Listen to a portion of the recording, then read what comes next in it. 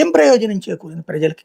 ఇదిగో for example Vijayawada, Guntur, Tirupati ఇట్లాంటి ఏరియాల్లో మీరు చెప్పినట్టు 3 గ్రోత్ ఇంజిన్స్. అక్కడ మేము ట్యాక్స్ తగ్గిస్తాము ప్రజలకి. లేదా ఇళ్ళకి సంబంధించి హౌసింగ్ బోర్డు కాలనీలు తీసుకొచ్చి ఇల్లు కట్టుకోవడానికి ఏర్పాటు చేస్తాం. మధ్య తరగతికి ఇల్లు ఇస్తాము.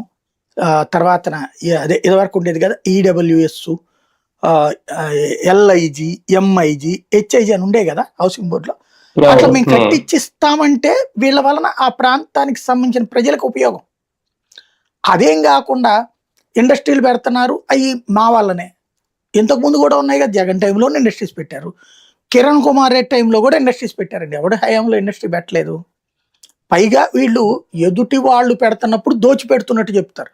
ఇదివరకు అదానికి జగన్ ఇస్తే దోచిపెట్టినట్టు, వీళ్ళు ఇస్తే దేశానికి మంచి చేసినట్టు, రాష్ట్రానికి మంచి చేసినట్టు. అట్టాగ విచిత్రమైనటువంటి వాదాలని తెర మీదకి తీసుకొస్తారు. ప్రస్తుతం మనం చదువుకున్న మూర్ఖుల యొక్క ఆలోచన తీరులో ఉన్నాం. చదువుకున్న మూర్ఖుల యొక్క బానిసత్వ ధోరణితో బతికేస్తున్నాం మనం.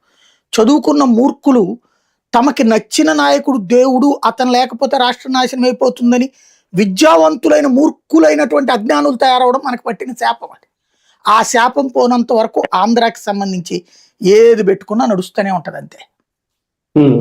కానీ రాయలసీమను ఏమైనా సెపరేట్ గా చూసారా? రాయలసీమ గ్లోబల్ హార్టికల్చర్ హబ్ గా సెపరేట్